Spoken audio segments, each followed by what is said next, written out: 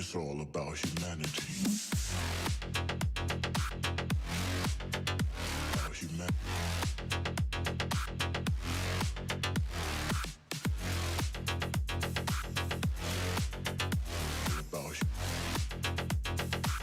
It's all about humanity. About humanity.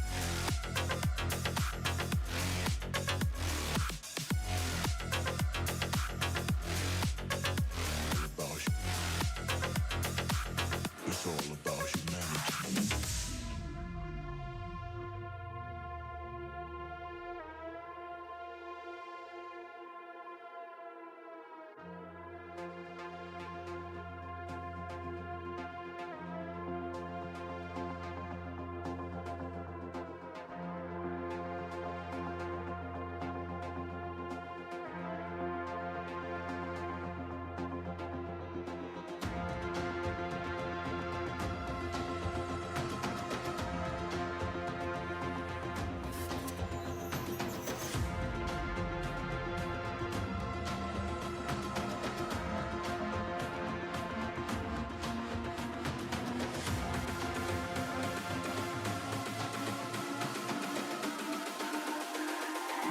It's all about humanity.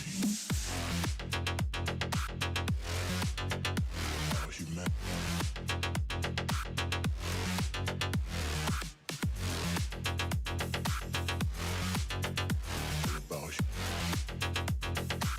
It's all about humanity.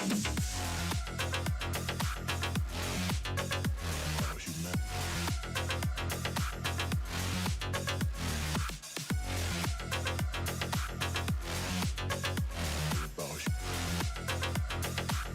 It's all about humanity.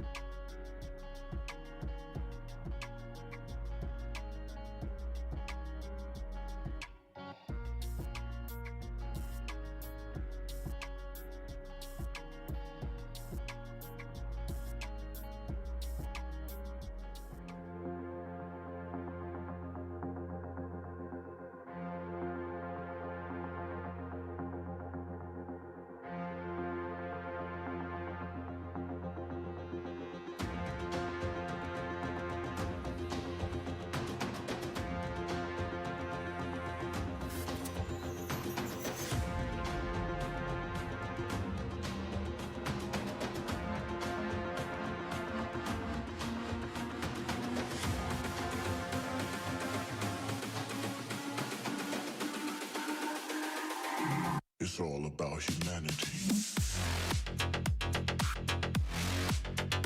About humanity.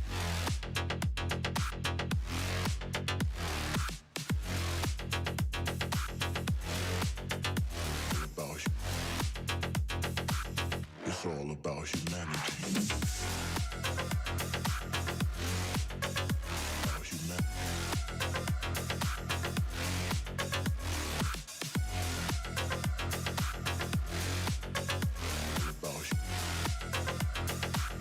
It's all about humanity.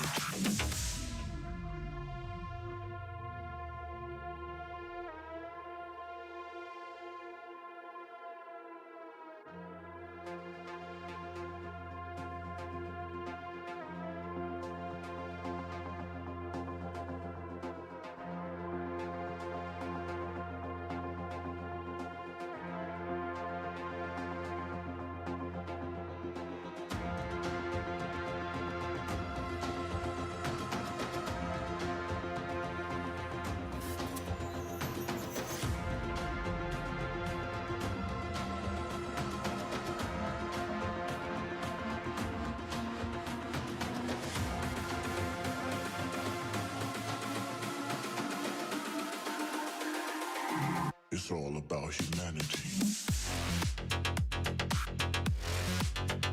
About humanity.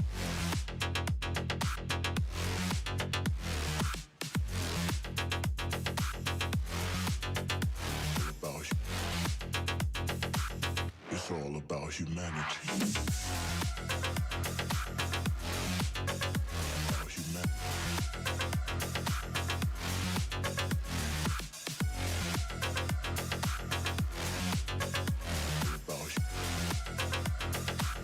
It's all about humanity.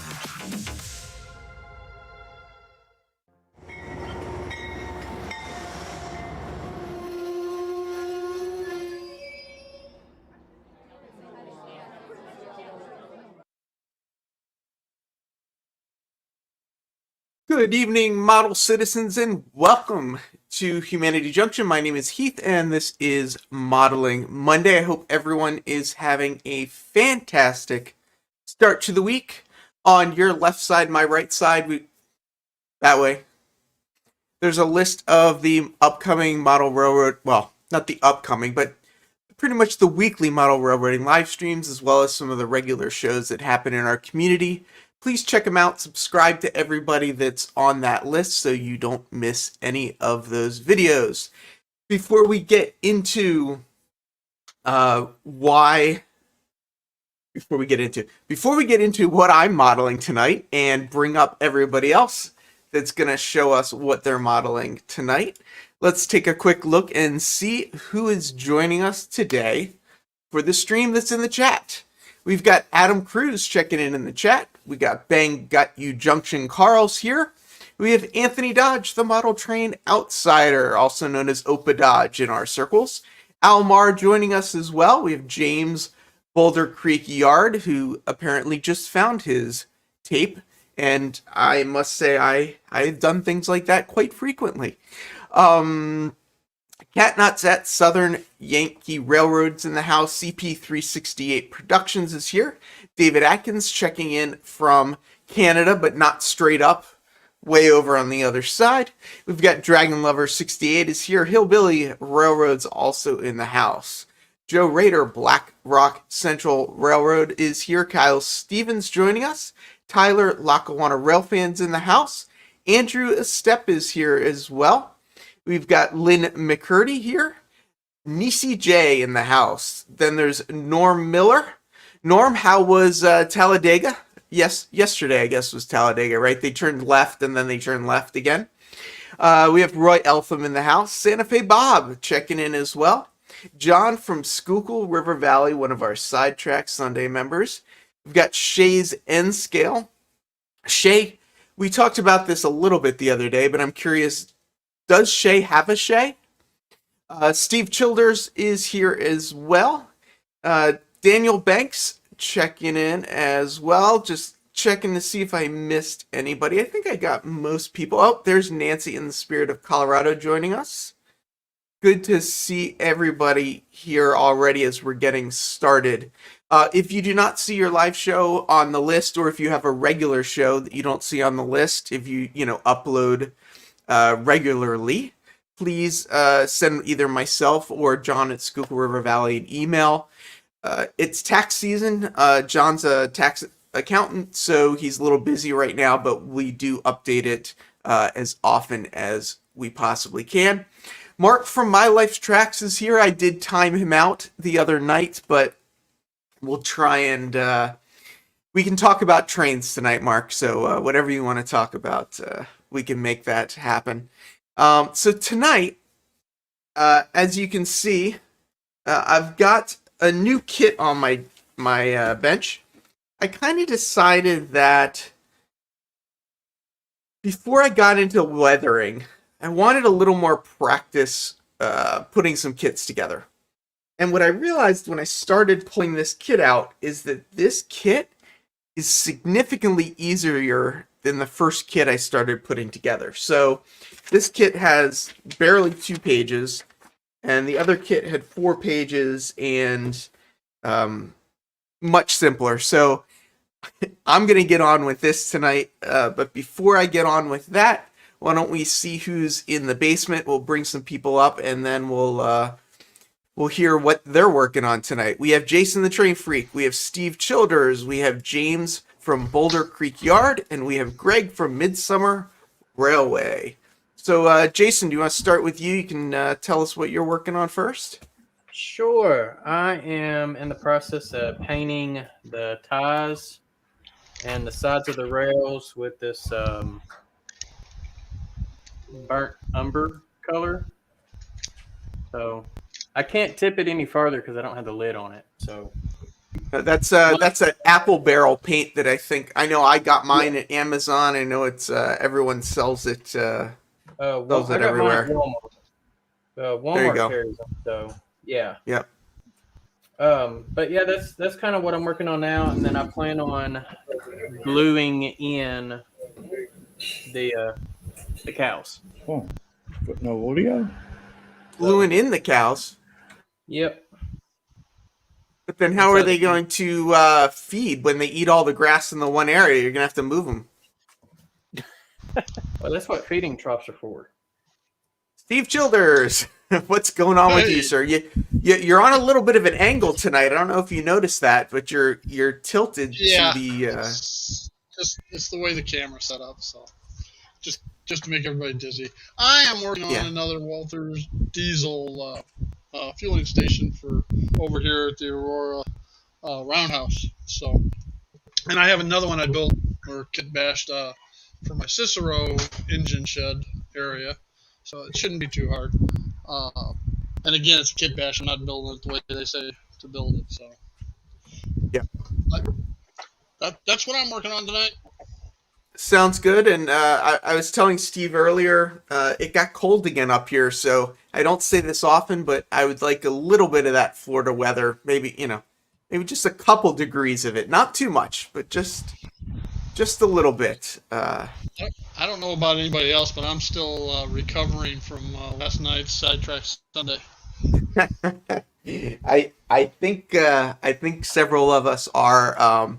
I know I spent a little bit of time in the bathroom this morning thinking about it as I partook of my morning activities. So, well, anyway, this is already going down the drain. So let's move on. Do I need to go get the toilet flusher? No. James, Mr. Boulder Creek Yard, how you doing, sir? All right, and yourself? I am doing fantastic. So you, I heard you were missing your painter's tape for a little bit, but yeah, I heard that was solved. Yeah, I put it under a clipboard and thought to myself the other night when I did that, I'm going to lose that, and of course I did. Nice. Well, I'm working on painting some structures today, finally. Are these structures for the NMRBO? Yeah. Thing? Okay. One is this brick office thing. It seems kind of out of place for the kit. I guess it seems like, they just kind of couldn't think of enough stuff to throw in there, so they threw in a trackside shed and a industrial office, which, I mean, I guess that one fits, but it still feels kind of out of place. It feels like they could have picked some better things for a coal yard. Yeah. And then I have this other building that I got to paint here. So I finally got in my sick green paint because everything is getting painted in sick green color. That's an interesting color. Which brand of paints are those? I'll get Yeah, into my stuff a little bit more, but I was using my Vallejo model colors today with my airbrush, and I wasn't quite happy, but These are Game Air. One thing you need to do, and let me grab it real quick because it's on the other I side. had a 73 Dodge Dart that color. One. So you're gonna get real bad dry tip with the Vallejo stuff. So the airbrush flow improver really helps. yeah, I was using. Unfortunately, this is the brand I have is Impressa, because the Vallejo stuff I just couldn't get my hands on. Yeah, it was hard. It was hard to get a hold of that stuff. So I got the Vallejo airbrush thinner, but I find the flow improver to be better than the thinner. Yeah. But with that Vallejo paint, it just clogged that tip up almost immediately. Yeah, it's it can dry out your needle pretty badly. Yeah. One. Well, One. so we'll check back in with you in a little bit, but let's see what Lynn's doing over at Twin Peak Railroad. How you doing, Lynn? Oh, hold on, Lynn. I got you muted. All right, let's try again. No, that was my fault. I muted you. It was my fault. That's fine. I need to be muted quite often. Yes, you and Steve. Not working on structures, although I have an abundance, and this is just the small ones. But preparing for a open house and train show, May 22nd, 23rd, out towards Death Valley. So I've been working on trains. I'm going to turn something on for a minute, see if it blows up, not like yours, but like mine. And I'm going to shut it off and probably exit so that I don't distract from what you guys are doing. So 1 second here. Lynn, we love seeing what you're working on. You don't have to leave. Check this out. Nice. And sound. All right. Now, I want you to note the caboose at the end. Just looks like a plain plastic caboose, and that's how it started out. And I got looking at it. It came free with the noisy diesel up front. eBay, guy didn't know what he had. I didn't know what he had. I bid on it. Nobody else did. $70 shipping and everything, DCC and sound, plus the caboose. Wow. Caboose came with KD couplers. I did have to add metal wheels. And the detail on it is quite nice. I touched it up a little bit, changed the ladders out, put windows in it and everything, and it'll be headed to the show here in a few weeks. Do that. I'll find something on eBay, and it'll be a good price, and I'll assume that somebody else is gonna bid on it because it's such a good price, and then nobody else bids, and I end up you end up getting some decent stuff sometimes for a good price. So sometimes eBay works out. I got this little puppy, DCC, no sound, light doesn't work. Shipping, everything, $50. Yeah. So when you're retired, you can spend all day on eBay like that and come up with things. I'm probably going to back out now and go and just watch the chat and so forth because of all the noise. And I was trying to finish the laundry before you came on, so it's still running over here in the other room. And I need to fold when it gets done. I do most of the house cleaning around here. The wife cooks, takes care of the bills. I do the domestic stuff. And I think the train just derailed anyway. So, well, all right, talk to you later. Oh, by the way, I've noticed you and a lot of the others are on all these other channels as watchers, participants, or whatever. It's quite a network of people. So that's all. Yeah, I mean, part of why I started doing these live streams is just to support the community and give a space for people to hang out. I do a live stream on Friday during the days, and that was a time when, a lot of people were either sitting down for lunch or, at the time, a lot of us still weren't working. So we, it just sort of gave a place to kind of hang out and get together. But yeah, I love these live streams, getting together, and even just being in the, just being in the chat and hanging out. It's a lot of fun. So yeah, absolutely. Okay. Talk to you later. Thanks, Lynn. All right. See you. So Greg, what are you working on tonight? Well, finally I got myself going. I saw, but you're here now, so we're all good. I'm here now. Yeah, I've got a new mic, and it's not connecting properly. So, what I'm working on tonight is I've just put some a street light into my station, and they're little LEDs. So I need to set up a power supply, which I've got that I'm going to do tonight. I was hoping to have this mic working properly, but anyway, it's not. We can hear you, so we're doing okay that way. Yeah, it's a new Rode NT Mini. Yep, those are nice. Yeah. And so that's what I'm using, but it has software that works like the Podcaster. Yes, it does. Yep. Right. Well, that's what I was trying to get going because it only arrived this morning. Yeah. Well, it's still working. Morning for you, isn't it? Yeah, it's it's just after 9 a.m. Yeah, so you haven't had a lot of time yet. I'm sure you'll get it worked out soon enough. Yeah. So I see. I want to catch this while he's doing this. So James is doing a little painting in his spray booth, and I kind of joked with James the other day about all of his green in his spray booth on the ground, and I did do some painting myself today. And this is what my spray booth looked like after I did my painting. But then I just pulled that plastic up and it was all neat and clean. And I just thought I would share. I saw this on I think it was a miniatures modeling group. I honestly can't remember whose modeling group. I don't believe it was a model railroad group. But it's this Glad press and seal is what it's called. That's a good idea. And it literally just sticks to the plastic. And it I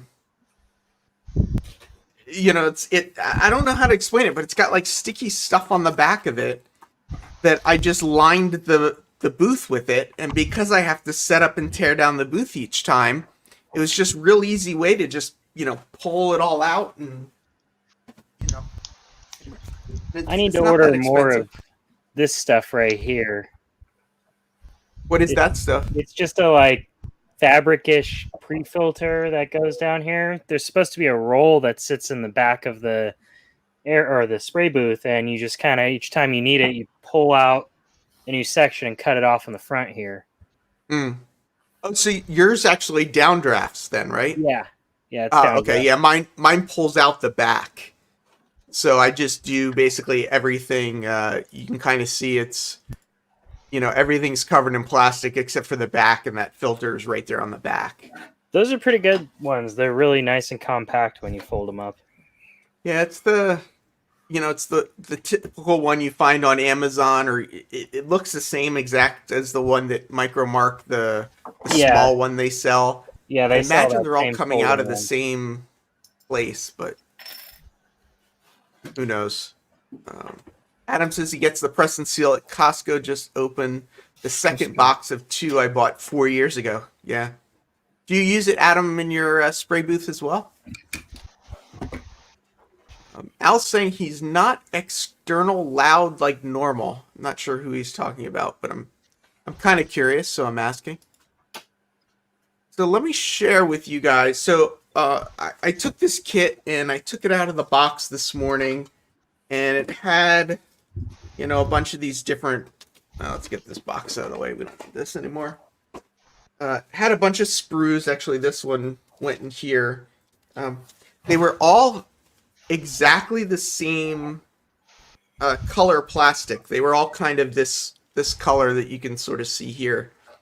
So all of this I did, I spray painted today, and it sort of took, I guess, the inspiration for the colors from the picture on the box, because that's the only reference image that I have. So that's where I got the images from. So had the paint booth out, went through a bunch of colors, did a bunch of things, and this looks like it's going to be a pretty simple kit to put together. It's basically these walls here. It's kind of interesting. They basically go on top of this other wall piece, and each of these goes on top of each of these, and then it's got a roof and a base, and then some detail parts. So I may get pretty close to finishing this off today, but we'll see. We'll see what happens. Oh, that's not what I wanted, I think. I have painter's tarps I cut up and used, but I'll try the present seal now. Oh, there you go. Yeah, yeah, that's true too. The tarps are probably cheaper. Yeah, I think Greg does sound better today. I agree with that, Al. Sorry, what was that? I missed that one. Al was saying that you don't sound as loud as you usually do. I think your audio is actually better today than usual. Yeah, that's because the software's not working. Well, but we can. So don't fix anything, Greg. You're doing great. Whatever's happening, it's good.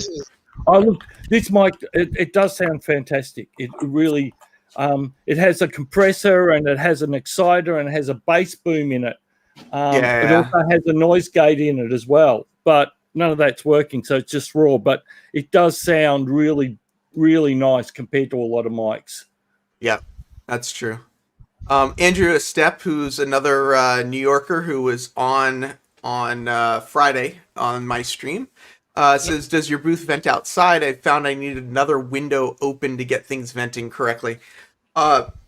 Currently, I'm not venting it outside. I'm just using acrylics, so I'm not as worried about it venting outside right now. I see you say you're using acrylics also. At first, I was just using a cardboard box and just spraying into a box, and that was making a little bit of a mess. And then I got the spray booth, and it's good enough for now. As some people know, I'm gonna move into an office type space eventually, and there is a window in that office side space, and I'm kind of leaving this corner free here in the top right corner. So that's where I'll set the paint booth up, and then I will vent to the outside once I... Is that going to vent to the street outside, or are you up a level? Second floor. Oh, okay. And yes, it's basically just venting out into the second floor over the sidewalk. Face full of enamel spray. Yeah, exactly. I very likely... Sorry, Greg, what was... When do you get the new office? Funny you should ask. They have sent a request to the co-op lawyer to write up the lease, but I haven't gotten the lease back yet, so I haven't signed anything. My understanding is they're targeting June 1st is the target date. But, I don't know, who knows? They have to do some construction. So when you're relying on construction guys, sometimes, the schedule will depend. Yeah. So. Hey, we can't even buy certain woods here. So. Yeah. No. Well, luckily they just start putting up drywall. So there's no plywood or anything. So we're good there. But. Adam says it's New York City. It'll make it smell better, which might be true. And Andrew, I painted all of these things white. These are these little billboard things that I make up. And yeah, I sprayed all of these. In the park. So, yeah, in New York, they will never know. Just a side note, Vinny, don't read this. I need a quality photo of BNSF 6951 so I can make a drawing of it for Decuz. Yeah, let's hope Vinny didn't see or hear that. If you're on the second floor, it should be easy to dig a basement. Well, the building already has a basement, but the floor that I live on now is, I think it's the 14th floor when you get in the elevator, but I think it's technically the 13th floor because there is no 13th floor. So technically the 13th floor. What I'm trying to figure out is I'd like to install a train shed outside my window so that when I want to do stuff, I can just open up the train shed window and just, go hang out in the train shed. So how far away is this office? So I'm on the 14th floor. It's on the second floor. Oh, it's actually in the same building. Yeah, so I'm definitely paying more. Yeah. Because it's in the same building, but that also means that I'll be able to have a lot more access to it. So I kind of thought that there was some advantage to that. There's a lot of really great artist spaces out in like Brooklyn, but that would be like an hour and a half on the subway away. Yep. And it's nothing like close to home. Yeah. No, yeah. I understand. So it's going to be my work office and my modeling, space. So it'll, serve double duty. Yep. Right off. Yeah. Well, exactly. Yeah, definitely. So Bill from New Fenris Railroad is saying that he's taking the construction shed is shipping to the house on Friday, he said. So that's pretty cool. 14th floor, that means a 13-level basement. Yeah, there you go. So the she shed, Heath wants something like a she shed. Well, I don't. What's the difference between a she shed and a he shed? They're all the same. But basically, the girlfriend wants the apartment back because she wants a place to be able to eat dinner. And right now, where this is all set up is where the dinner table used to be. So. I know I'm getting older because now I definitely have to put my glasses on to even see to cut the pieces off the sprues. Hello. Hello. Yes. Yes. Glasses. Yeah. Tell you, man, when I was a kid, I was invincible. I don't know what happened. Yeah, well, I've still got good eyesight. Yeah, with the glasses on. No. My long vision is very good. Oh, yeah. My long vision's fine. My long vision's better than 20. Oh, really? Oh, that's cool. Yeah. It's just my computer. Computer vision. Yeah. The thing I spend the most time looking at, I can't see. Yeah. I was looking at touchscreen monitors today. Oh, were you? For what? For my dispatcher area here. Oh, cool. Because when I eventually the game plan is through JMRI Panel Pro to have the panel up there, and on a touchscreen I could just touch the screen and change, or use a remote mouse and be on one end of the layout and bam, hit it, and away we go. So that way, there's areas of the layout like back here in Chicago you can't visually see, so you don't know how the switches are aligned. But having Panel Pro up on the 47-inch monitor, then I can see everything. Yeah, definitely. You could get a. You gonna run JMRI on a Raspberry Pi or something, or? No, I'm gonna get a better computer that has more graphics capability, so I can. I've got 4 cameras, but I can only run one at a time on the Surface Pro I have here. Oh yeah. Yep. I've got hidden cameras in my tunnels so that I can see what goes on as well. Oh, that's cool.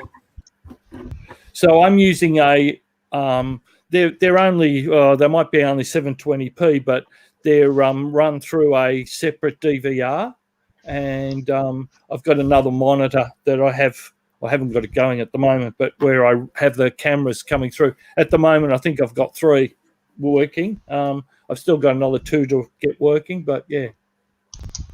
So I gotta check this out. Nisi, did you post a video and I missed it? Did Nisi post her first video up? She did. She had a mail call. Well, apparently I completely missed it. So Well, everyone you're goes. not the other one. I did too. Yeah, go sub to Nisi, everybody, and check out her first video.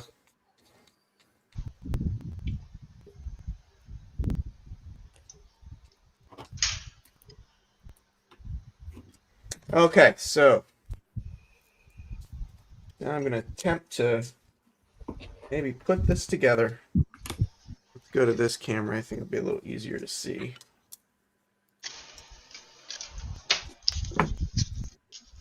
Oh, Adam says she posted 2 videos. Huh. There you go. She must have David posted says he one does today. not want to know what happens in his tunnels. I have thought multiple times of getting a Kindle Fire because I keep hearing like people use them for Y throttle, they use them for all kinds of things, and they seem like they're a less expensive option than just getting another iPad. So I kind of want to check that. Out. So A friend of mine just upgraded his iPhone, so I get his iPhone 10. So I'll be running Y throttle. Cheap Android phones. That's right. that's You're a good- absolutely right, because that's what I've got. I got rid of my iPad. I never think of them.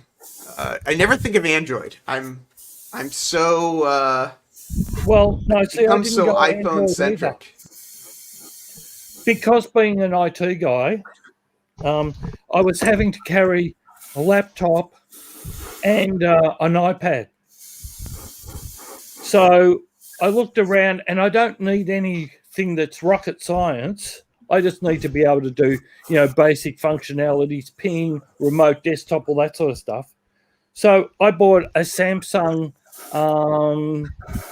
Galaxy Notebook, which is higher resolution than an iPad, and it's touchscreen, and run Windows 10. Oh, interesting. Yeah. Got 2 old HTC ones that I use. And that's really good because it means it's very portable. It's also got a keyboard that clips on and clips off. So I sound like the Karate Kid. It's kind of funny, but it seems like I've just acquired like computers, and then I just have computers laying around, and I've always got sort of something going on. My Android was $40. Never could understand the small fortune people pay for iPhone. Yeah, well, I like my iPhone. But now I have the TCS UWT 100 and love it. The 50 is on pre-order. I'm curious. I am really enjoying these guys. The new Digitrax line of throttles, and I don't know. I mean, a lot of people love that TCS throttle, but like I could get both of these for the price of the UWT 100. And I could get 3 of them if you include the little adapter thing. I don't know. I bought the UWT 50 just because that way I don't have to have any other base stations. I don't know if those Digitrax ones work on any system or not, but so what I did, I took a slightly different approach, right? So a lot of people get the UWT throttles because then the throttle will work on any system. I got a system that I could connect any throttle to. Yeah, that's kind of what I can't connect NCE or the wired and RF Digitrax stuff, but any wireless throttle can connect to my stuff, or Wi-Fi throttle. Well, this is wireless. Yeah, but you have to, yes, with your wireless access point, but you could not hook that throttle up to my system. No, probably not. I'm use sorry. my I'm phone. sorry. Wait. You could hook your throttle up to my system. I couldn't hook my throttles up to your systems. Right. I use my phone. What system did you get? I know you had a video on those throttles, but I don't remember if you. I have a Digikai's DR5000. Okay. TCS is supposedly coming out with a command station at some point that allows similar functionality, but you know.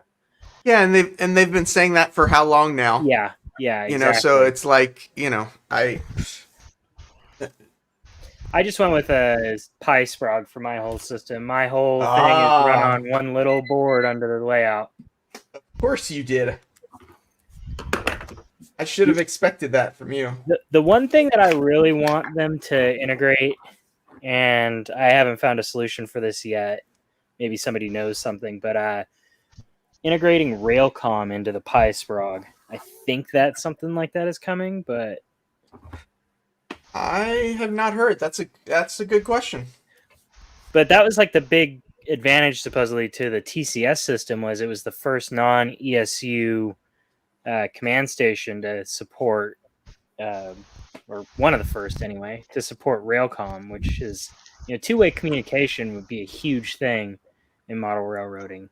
Because The DR5000 supports Railcom. Oh, okay, then yeah. So if you don't want to wait, yeah, you can buy something now. Yeah, I haven't looked into it in a while since I got my Pi Sprog, just because that was simple and efficient for what I needed. Yeah. The Pi Sprog's pretty awesome. Yeah, now it's using CAN bus instead of serial interface or something like that. It's got I think it's going to have LCC built in soon. I think. That'd be interesting. Yeah, or maybe the next version will. I don't know. They've been teasing some stuff on their website on accident, so.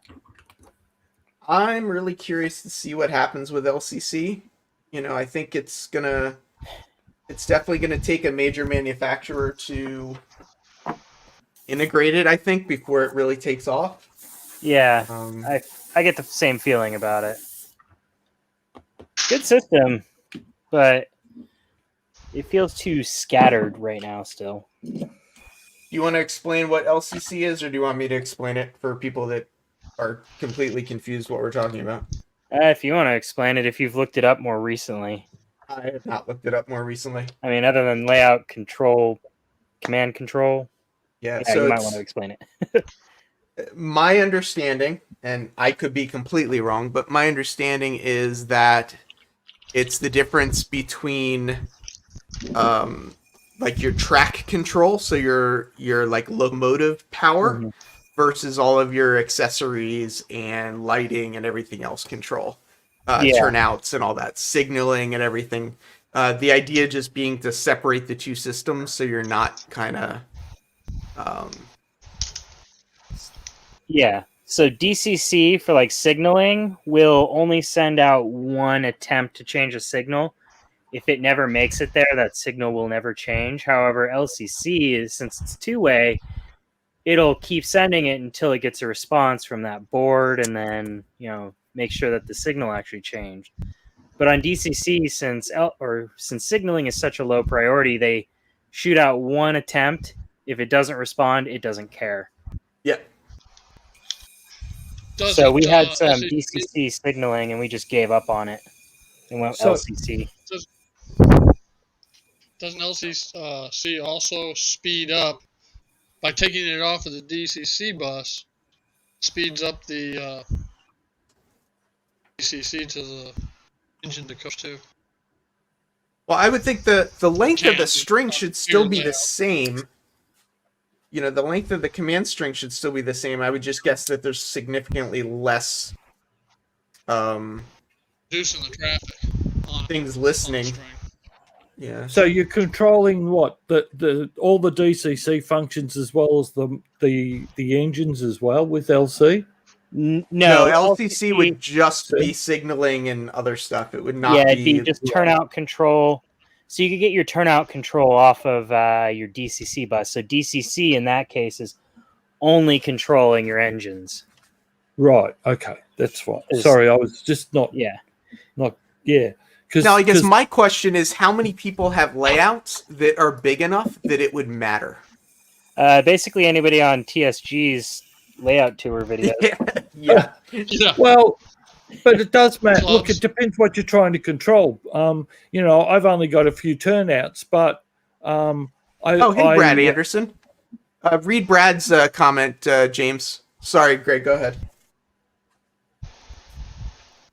Yeah, sorry. And everything is separate. Being an IT guy working I was working for one company where we had dangerous goods, so everything had to be tracked. So we had to keep up 24 hours.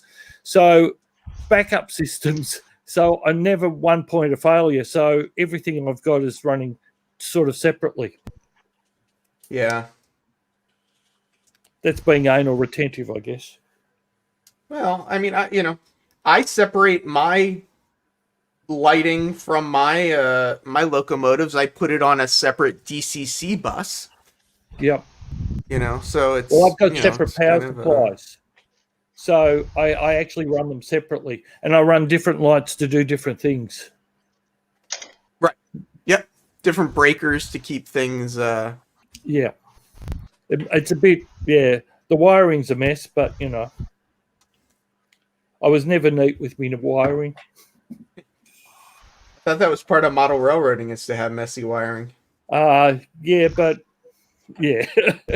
However, if I was to do a patch panel, I can tell you I do very neat patch panels, but that's for somebody else, not for myself. Right. Yeah. That's when someone's paying you by the hour. Yep.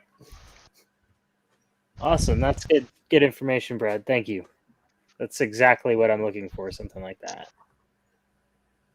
Well, and now we've all learned something on Modeling Monday, so we can shut down the stream now. Yep. We've done our work. Yep. That's it. One new thing. A stream is about all I can handle. So 42 minutes in. yeah. But that's why I like doing these streams too, and having these sort of group modeling sessions, is because we can have those conversations and come up with solutions. Oh, so Vinny is now calling Dave Paul, which I don't know if he's doing that as a joke or if I've just called him Paul so many times that now other people are calling him Paul. Which would probably be even funnier.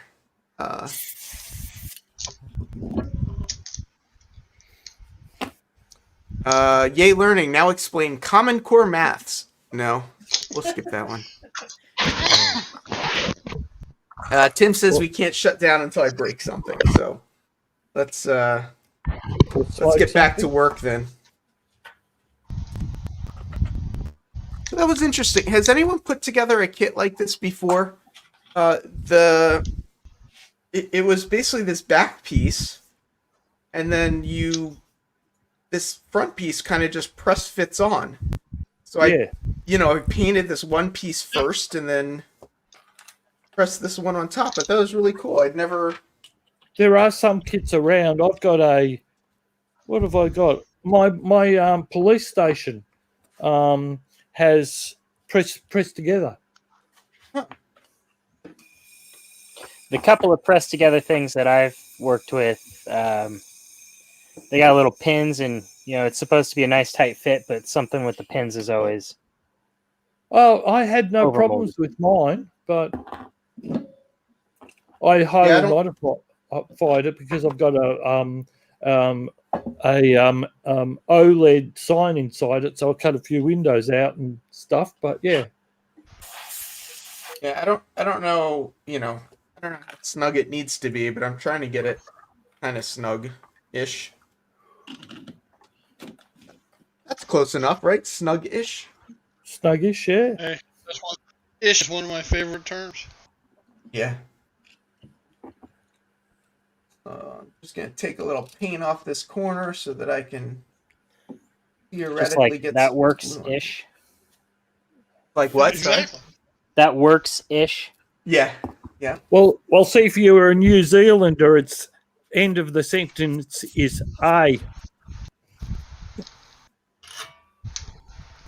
You want to give us a example, Greg, with the accent and everything? Oh no, I can't do a New Zealand accent, but it's yeah, g'day mate, how you going, eh? So you could have just I'll done show it you, in Greg. yeah, I was gonna say you could have done it in an Australian accent, and none of us would know the difference. So Hey, sorry, yeah, I've been trying to do some so I'm doing some radio promos for an internet station, and they wanted the Australian accent, and so I just automatically go into it because there are certain words that they want that we don't say the right way. So one of the words is, and I'm sounding like I'm being up myself now, but I do actually have some inquires. So to when you sing, T's and D's, you have to spit out, right? So one of the things is because music matters is the word, but the promo has to say not matters, it has to be matters. Yeah. Yep.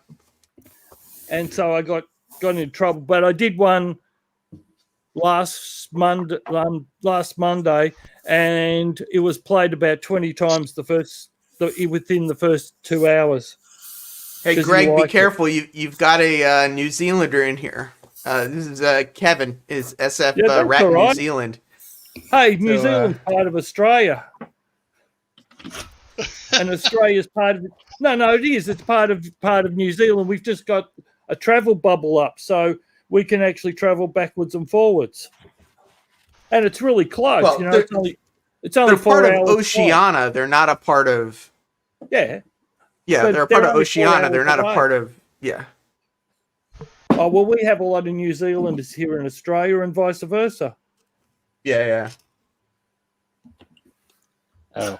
Oops. It's a very pretty place, New Zealand.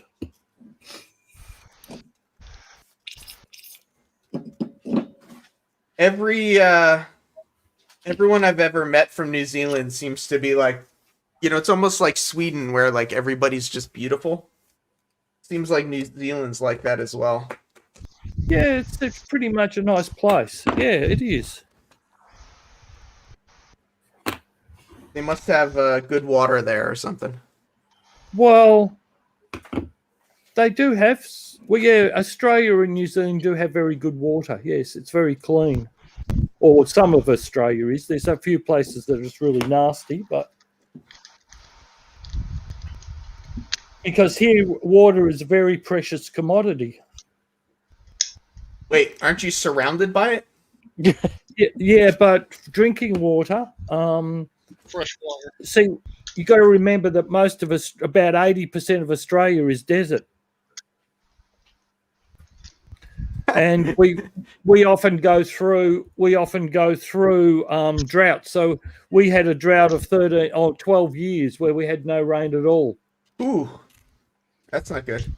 So our dams were down to 10%, 5%. Yeah. We weren't allowed to use water much. So New Fenris says that when he does his Renaissance Festival work, he wears a kilt and has an Irish accent. That's kind of funny.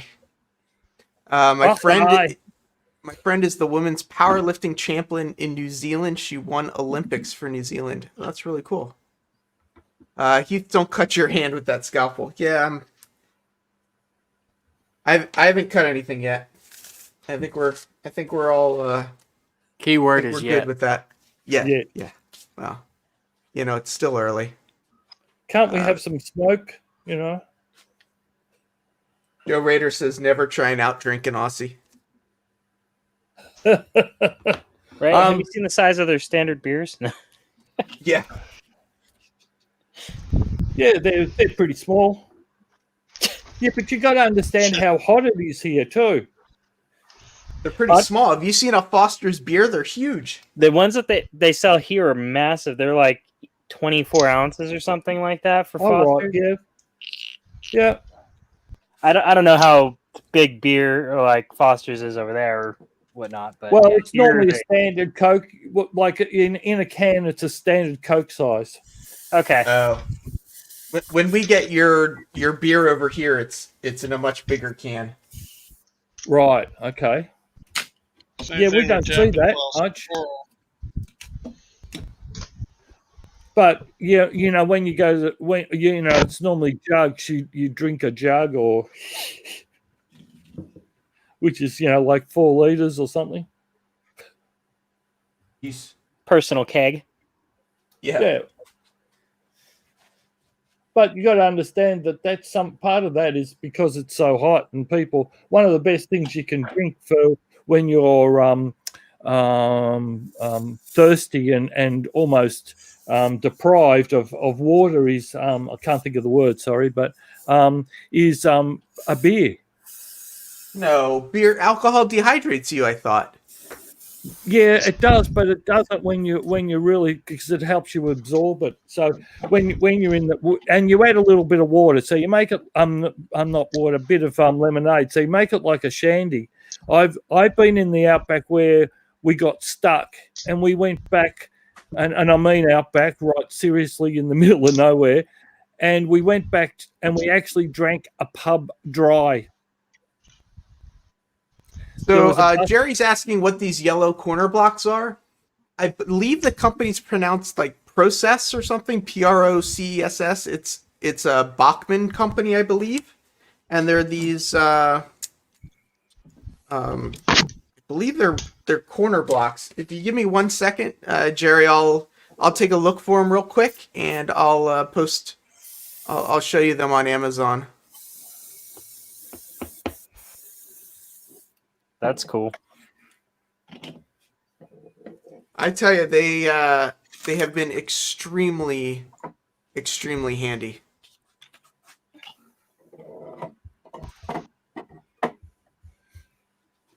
Vinny's got some pretty interesting ones as well that are a little bit of a different style, but these are just the ones that I got. So Bachmann Industries 4 magnetic clamps with 16 magnet snap and glue set is at least what they're. Oh, I guess I have to add this to the stream first so other people can see it. But yeah. So Jerry, that's what I'm using, and hopefully if I'm doing this correctly. This will all go together nicely.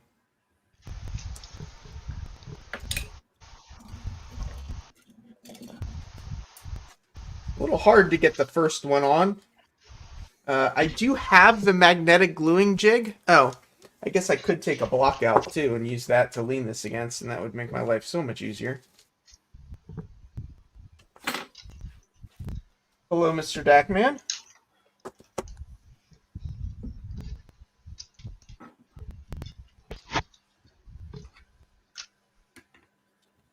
If there are people in the chat that you don't know, please go check them out. Brad from Down Under says nothing like an ice cold tally. Tally, how do you say that, Greg? On a hot Aussie day. Hang on, I can't read. A tally. Oh, tally. There you go. Yep.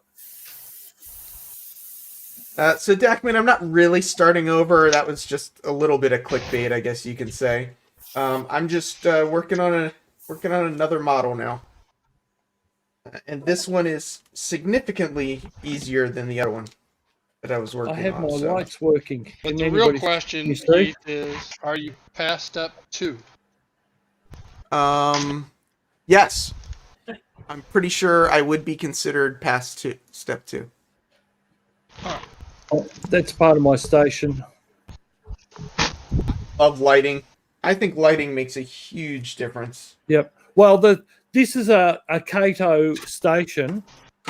So the actual most of the station has lights built into it. You get little SMDs that clip into a track on the roof, but these sections that are outside the roof section don't have anything. So I'm putting these in as well because I like nice. things that I like. Being an IT guy, I'm a boy for toys, or toy for I can't get the a boy. I love toys. Yes. That's why Greg, I'm an IT. Greg, that makes two of us. Except I'm not working anymore, so I miss out on my toys. So my toys become the model railway. Come on, Digger. You know I wasn't going anywhere. Dwayne, have a good night. Heath, so you know I don't have a Shay as my lay is not able to be ran on yet. I'm hoping you mean your layout, but Yes.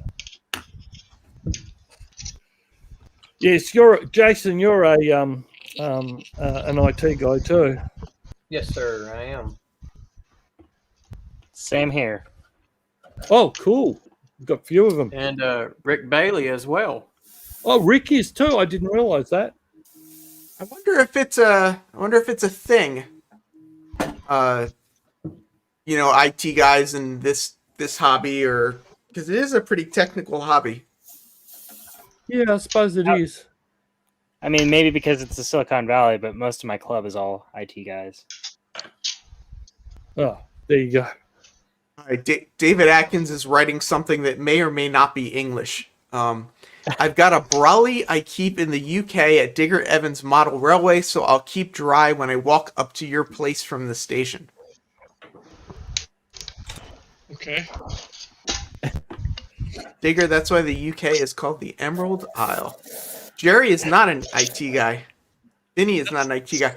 Yeah, but Jerry and Vinny are like craftsmen. I mean, Vinny like worked on cars, for a long time, and Jerry's a woodworker, and I think that also is very. Well, see, I'm not very good at Very woodwork, technical too. I'll tell you this hobby is what's got me better at woodworking. yeah. Well, it has me too. I'm not perfect by any means, but I know how to. I think maybe it's just if you're in a field that's about problem solving, maybe that's it, that we attract problem solvers. Yeah, definitely. Like that's all IT is. It's all rule of It's all elimination. Googling stuff. And thinking Yeah, exactly. outside the box. Yeah. Oh, yeah. You have to think outside the box, especially if you run into a new issue that the answer is not on Google yet. Yeah. Trust me, I've been there, done that. Jason, I broke Microsoft once. If it's not on Stack Exchange, it doesn't exist as far as I'm concerned. No joke. I actually broke Microsoft and they couldn't fix it, and they had to withdraw what I was working on. And so it was a few years ago, admittedly, but yeah, I broke Microsoft. Yeah. They do a pretty good job of breaking themselves. So no, this was big time. That ain't a lie. Because of me, Windows 2000 or Server 2000 went to Server 2003 because I broke Windows 2000 Server. And that will forever be your legacy. Yep. But I tell you what, it's a good thing when you go for a job interview, you can say that. Yeah, that's true. That's true. Cars Valley is saying we also need imagination as well. Yeah, Hey, Andrew, but you're a modeler for like a living. Andy's like, I'm not IT. Yeah, but you're a craftsman. See, at the same time, though, I think like Jeff Burgess, he would say he doesn't have imagination. I may be oversimplifying things, but if you listen to his videos on TSG, he's like, I can't model something unless I have a photo of it here. Yeah, but he's continually doing artistic compression. Yeah, so I mean, you got to have imagination in some ways, but at the same time, some people don't, and they still are able to do this, but it's because they focus on things that exist already, and they can copy it just by looking at it. I guess maybe that's imagination too. If you can copy Yeah, I something mean- without directions, without because he's done a lot of scratch building things where he hasn't had A the plan lot for of scratch anything. building. Yeah. Yeah. So I guess that is imagination, just in a different way, instead of thinking about something and having what you want just to pop into your head all of a sudden. Well, I would definitely say it is, but I wouldn't necessarily say it's imagination. I would call it replication. Yep. Yeah. You got two different types of artists when it comes to whether it's models, paintings, you name it. You got some people out there that can just pop an image in their head and then bring it to either canvas or to mold, and then you've got those who can take what they see and make an exact replica of it. Well, actually, Jason, you're right. With I used to also work in radio, doing production work, and I've also done records, all that sort of stuff. But I can imagine. So if somebody gives me a script like the script that I had to do for the radio station last week, I had the script, and I looked at it, and I could actually imagine the actual bit of music I'm going to put under it, and I put it under it, and it sounds perfect. Yeah. Nissy has a great point though here. Good. I like Nissy's point. To me, She called tech support and they just Googled her question, so now she just Googles it before she calls tech support. Yeah, I mean, that's a lot of what it can be. Even if it isn't Google, I'm always constantly referencing stuff that we have written down somewhere. I do think a huge part of tech support is knowing how to ask the question to get the answer. Yep. Yes. And if you don't ask it and get the answer in one form, then you got to figure out how to reword your question to get what you're looking for. Yep. Exactly. And then about the time you get through 20 times of doing that, then you realize, oh, well, it's not on Google yet. Yeah. So now it's like, okay, well, let me see what I can figure out and try to go from there, and hope I get something figured out. I'll tell you, one of the most useless tools out there is the Microsoft's website for that stuff. Yeah, They'll mark anything as a solution, even if somebody says it's flat out wrong and doesn't work, it'll be marked as a solution. Yes. Spiceworks, I use it that's my recipe book when it comes to IT is Spiceworks. Yeah. What is Spiceworks? Is it like Stack Exchange? It is a blog. It's literally nothing but a blog where you've got both IT people on the network admin side, such as myself. You've got your programmers, DBAs, pretty much anything IT in one blogish type of website. And based on how many times you comment on things, you're awarded like a pepper level. I guess that makes sense. Like you start out with like a pimento, and then So that people will know what. Yeah, Spiceworks is good. I've used that you before. Yeah. so when you get to be a Carolina Reaper, you're the guy, right? I think the highest level right now is the ghost pepper. That's pretty hot too. Yeah. But that's only if you get on there and comment. If you're like me, where I, look a lot of things up, I haven't really commented as much, so I'm still like a lower pepper level. Yeah. But I use the mess out of Spiceworks, so it's kind of misleading, So you're a banana pepper? More like a bell. Jerry wants to know if you're one of the Spice Girls, Jason. He didn't actually say that.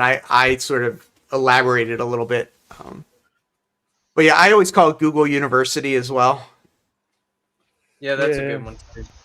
Yeah. Lynn McCurdy. If you're doing a lot of research, Google University is great. Ask Jeeves. How many people remember Ask Jeeves?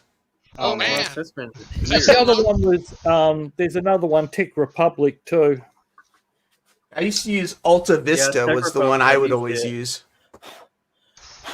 And Tom's Hardware is real good on Yes, top edge Yep. technology, like cutting edge. yep. Well, I can honestly say I've been further where no man has been before inside Microsoft. I tell you, So- like if you're looking into like building like a new computer and you're wanting to know what should I get, what should I not get, Tom's Hardware. Tom's Hardware is definitely the place to check out on that. Yep. Well, Definitely. these days you can't get anything PC related because it's all sold out. So Yeah. Yeah. Like model I trains here. I think Tom also does. I mean, his is just mainly computer benchmark stuff, whether it's PC, Mac, Linux. I mean, you name it. okay, here's the question I want to know. How many people use Bing as their default search engine? Well, you could be I do joking. not. No It is on way. mine. You do, Steve? You use Bing? Yeah, so just because it was set up that way. Windows 10 comes with it set up that way, and I just never changed it. Wow, Steve. Now I'm rethinking everything I know about you, Steve. Rethinking the friendship. But you got to Exactly. remember, I'm the one guy here that's not IT. Yeah, you're not IT. And how many computers you got over there? 1, 2, 3, 3 computers. Yeah, exactly. Woo! Styroless. That's on a bad day. 3 computers.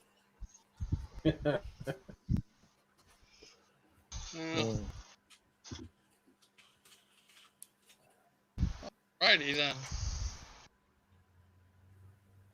There we go. Look at that. It actually fit. Yeah.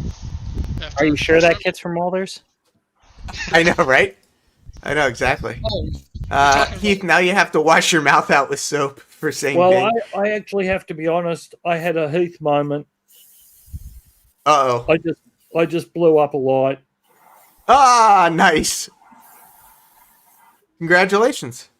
Thanks. So we can finish the stream now. We've had a blow up. Yeah. Split Rock says he goes right to the Encyclopedia Britannica. Now, I'm not swearing. Look it up in your Funkin' Wagnalls. What? yeah. Funk Wagnall Dictionary. Haven't you ever heard Yeah. of that? Steve knows what I'm No. talking about. Funkin' Wagnalls used to be the American sort of dictionary. Yep. Encyclopedia. I only know Webster's. Yeah, no, this is when I was a kid. Huh? Before Webster, you had the American Heritage Dictionary. Funk and Wagnalls was more international English. if I Yeah, recall. yeah. But then, And we American went to Heritage, Britannica. Yeah, And you you used had to- used to- Britannica. Used to get like 50 volumes or something. 50 volumes. I had For a World dictionary or for an encyclopedia? Encyclopedia. Yeah. I was watching something the other day where like the currency of the time was they were trading encyclopedias or something, and it was a joke, but I can't remember what the show was. But they were like, Encyclopedia Britannica was the currency. It was some like future thing. Wow. What? If you were a kid and you didn't have a Encyclopedia Britannica, I guess you would go to the library? Is that? Correct? Because they usually had like 5 different versions of it. Yeah. And it was also They had, very expensive. World Book. You know, like a set of Encyclopedia Britannicas here was about, $3,000. And that's when the average wage was about, $20. Yeah. Yeah, I think encyclopedias were expensive. We had an Encyclopedia Britannica set when I was a kid, and I think by the time I left for college, it was still in like perfect, pristine, untouched condition. Yeah. Whereas National Geographic's African editions. For Oh, all I used to love National Geographic Oh, yeah. magazine. See, we had a World Book. Yeah, I had World Book II, Jason. That and then all the different years to go with it. Yes, you got supplements every year. Yep.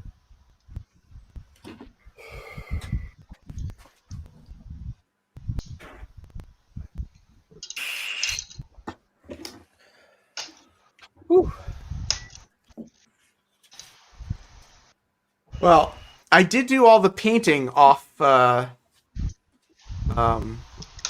off stream, but I'm actually getting somewhere with this this little hut thing. I probably won't put the roof on first. I'll probably do this little side staircase thingamajiggy, but we're getting somewhere. It I almost usually looks never like glue something. down the roofs on things in case I ever want to detail them in the future, which I never end Yeah. up doing. I figure, that they do have a big open bottom, and on HO scale, I feel like it's pretty easy to reach inside. On N scale, a little different, but. Lynn says, nowadays I ask my wife, a retired school teacher, she just about tells you anything you want to know. Tim, what can you still buy? The Britannica? The Encyclopedia Britannica? Well, it went to CD at one stage, or DVD. Blu-ray now. Yeah, probably, right. Hell, you got Wikipedia. Hey, North Country. National Geographic and the Sears catalog, Every Boy's Dream. There you No, go. that's Victoria's Secret, isn't Yep. it? Well, that was years later. So, I think I'm going to have to glue this roof on because... I'm going to have to glue the roof on because you can see they've got these little, like, bracket things in all the corners. And I think in order to get them lined up and stuff, I'm just going to need to glue the top on.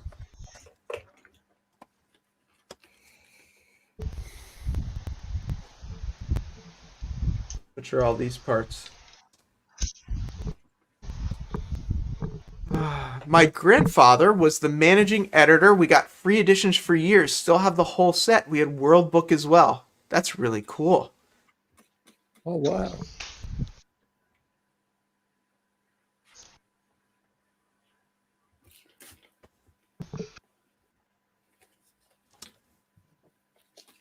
Yes, Heath, you can still buy Britannicas. That's pretty awesome.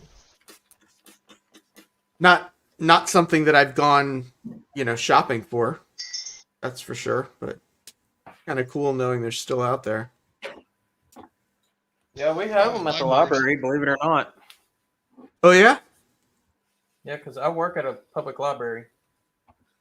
If you have like tech issues, do you go to the Encyclopedia Britannica to look up the answers?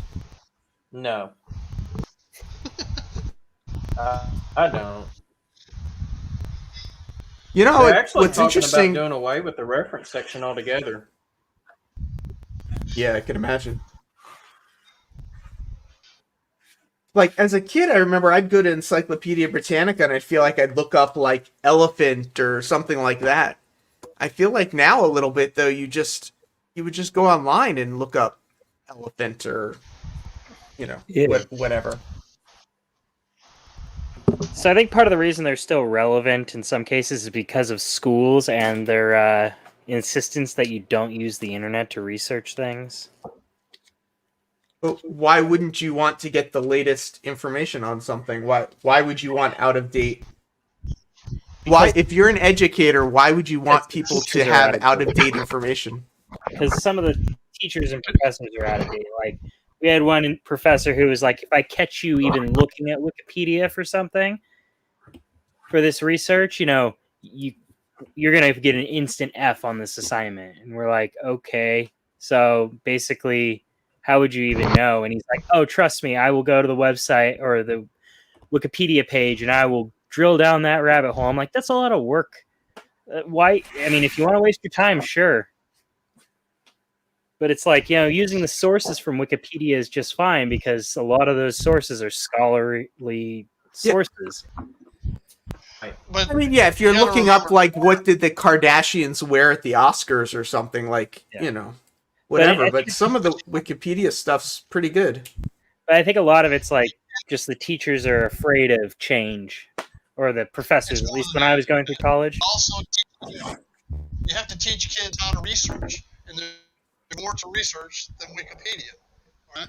But yet, if they only know Wikipedia, that's all they'll ever use, and that's not a good thing, because it doesn't have all the answers, or it may not be in enough detail. Well, yeah. Teaching No, kids how to research in different media types is always a good thing.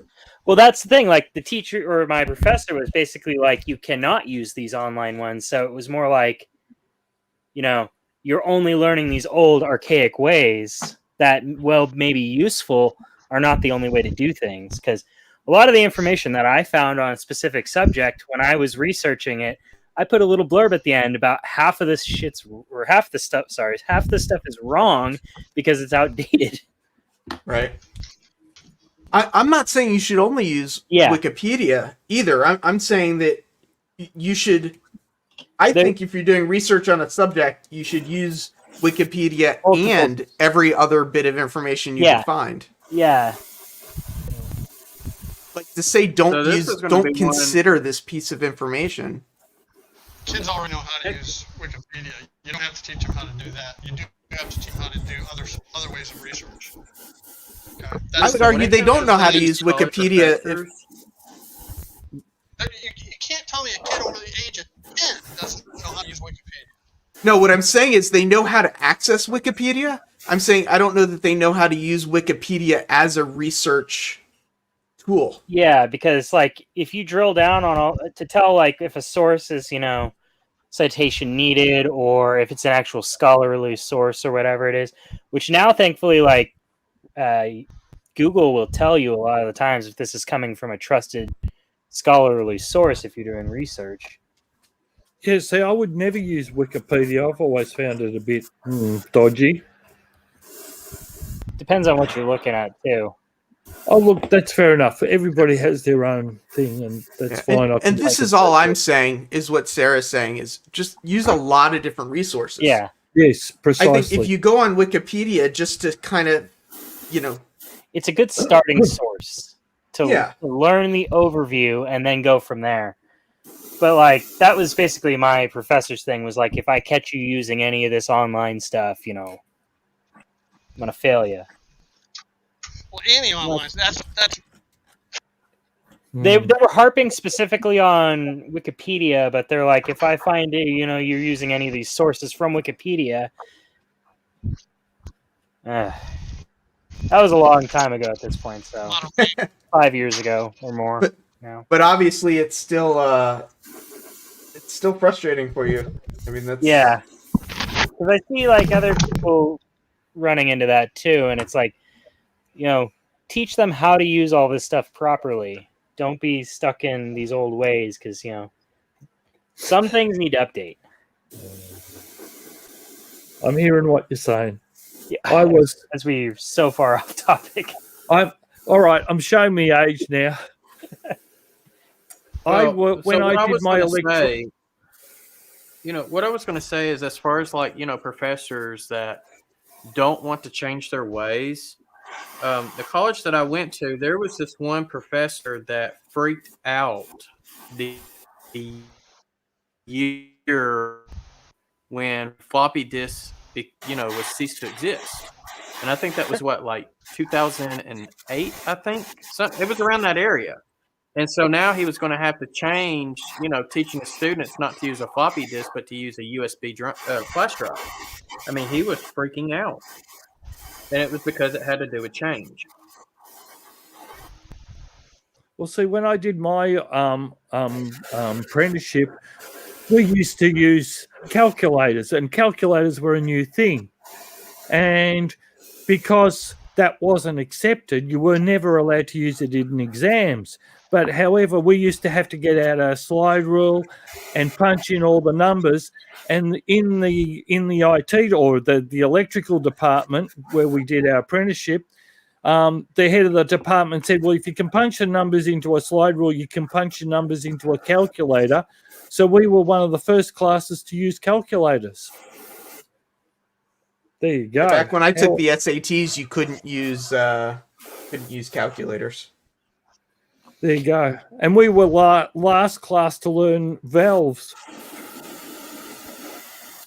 Valves? Valves, you know, the little glowing things instead of transistors. Robert saying, this stream is a tool. My college professor says use all your tools.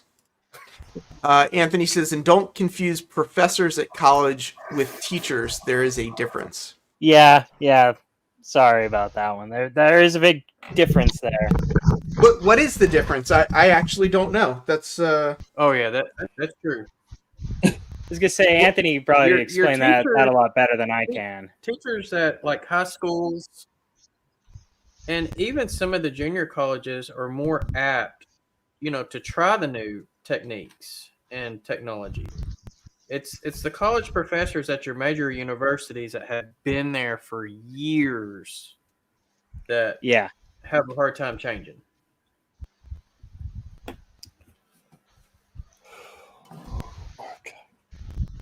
Lehigh River Subdivision says, I didn't have many teachers after elementary school who liked me. My teachers definitely had a love-hate relationship with me because they wanted me to do the homework, and I never did. So they'd try and catch me off guard and ask me a question, and I would get the answer right, and that would infuriate them even more. Oh, yeah, I've done that. Yeah, me too. Or sleep in class, and then as soon as they wake you up, you can still answer the question correctly. Oh, we had. I remember one class where the teacher, or whatever you want to call him, he wouldn't know he wasn't. Yeah, he was a teacher. He bored the class so much that the whole class fell asleep. True story, no jokes. So then what we did was he sent us out of the room. So when we came back, he wasn't there. So we put the clock forward an hour, and then I went up and put the clock forward another half hour. And he comes back in the room and goes, oh, look, it's time to go, guys. Off you go. So we all nicked off and we ran for our lives. And he's trying to follow us going, come back. You're too early. Do you know we played that trick on him 5 times before he woke up? True story. So Anthony posted a good definition there.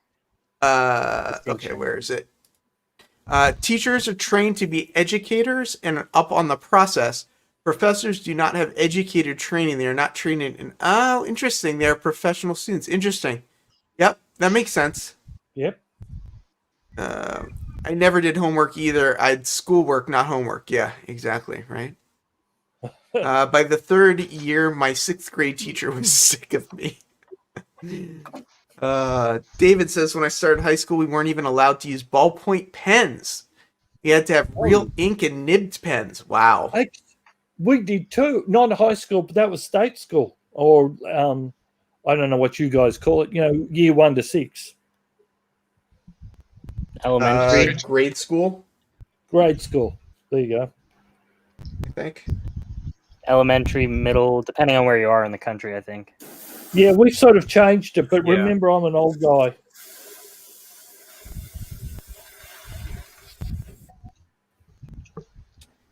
Tim from CP368 says, my teacher was stuck with me. It was his mother. Oh.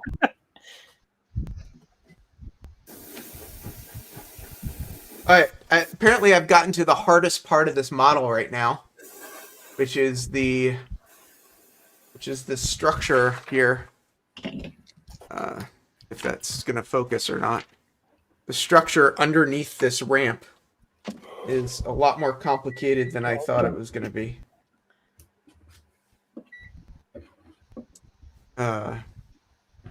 Yeah, my dad is agreeing I did not do my homework. Yeah, Anthony's true. For a lot of kids, school was the escape that they needed from their home life too. So Yeah, well, that's true. Yeah.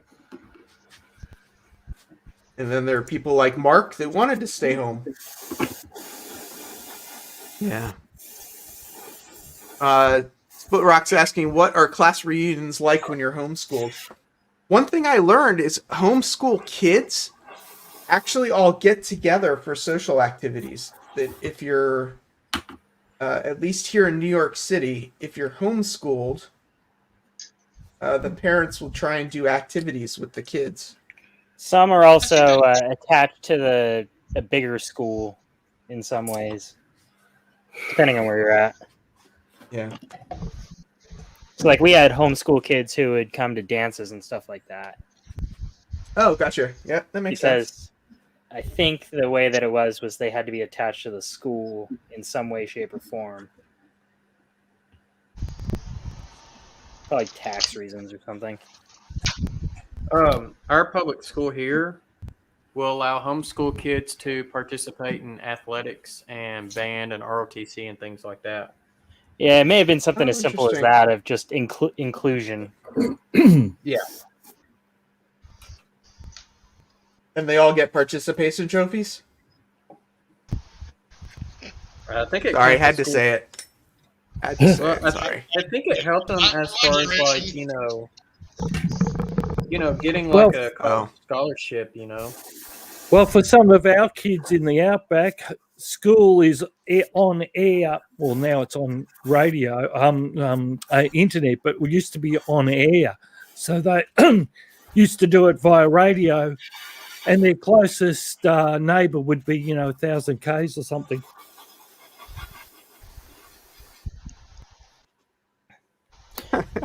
Dragon Lover says, my teacher was happy to let me read another book in class so the other students would answer the questions. Nitsi, Heath is using Tamiya Extra Thin. Yes, I am. Just dumped it all over my hands, too. Don't do that. Right. Well, good job, Heath.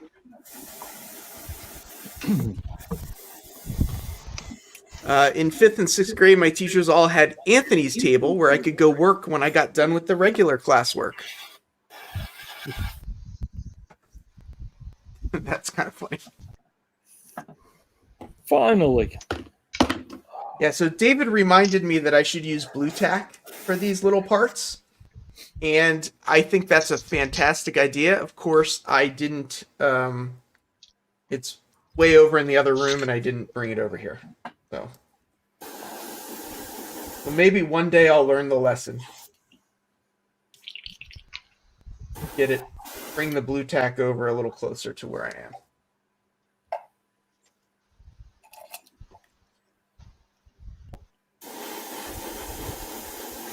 New York does a yearly graduation ceremony for homeschooled kids that want to do it, but most don't. Oh, that's cool. Who's blowing air? I'm gonna mute whoever's that blowing was me. air. Sorry, I've been muting, but this is the one time. Okay. Go ahead. So I just muted you, James, if you want to talk. Ian says, I used to get asked if I ever shut up by teachers. Responding if I wasn't bored isn't the right reply, I guess. I wonder how many people in model railroading were the troublemakers in their class. Guilty.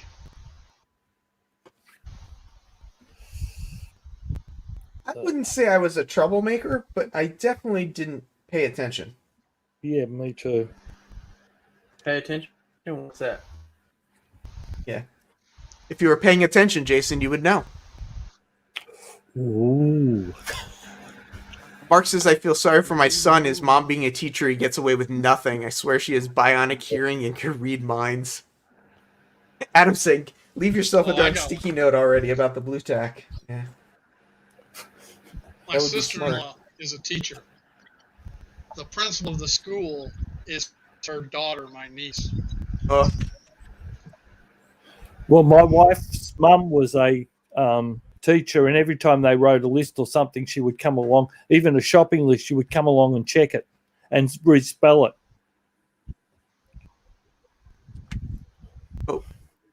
Oh, Vinny was in Catholic school. That explains a lot.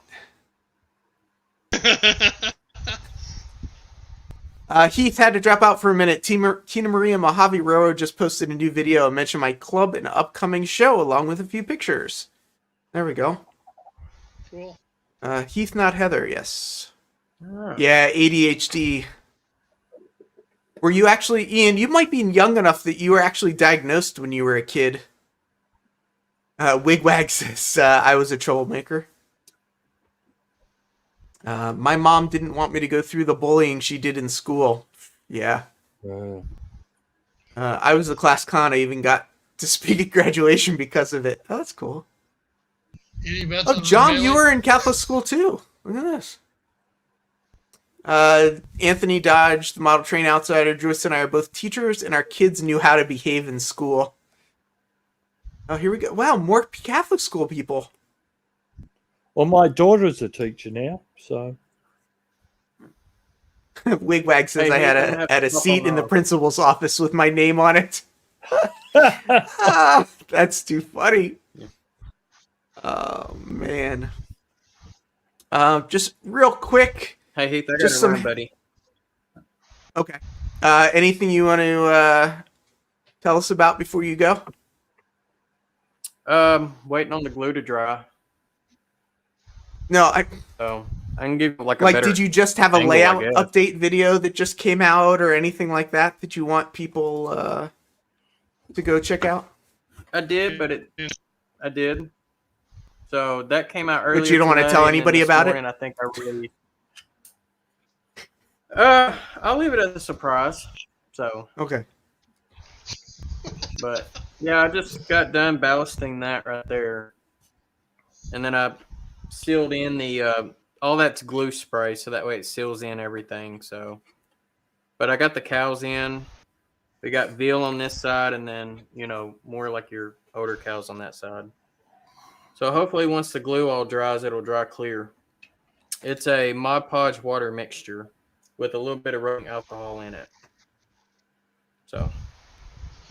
Here's a question Yep. for everybody we were discussing earlier, and you can stay or go for it if you want, Jason. But All right. why is wet water called wet water?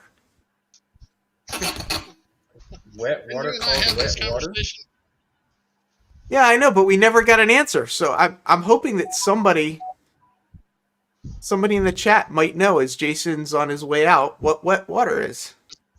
I have Probably no people clue. don't know what water is, let alone why it's called that. For those that don't know what wet water is, it's a mixture of water, dish soap, and I put alcohol in mine.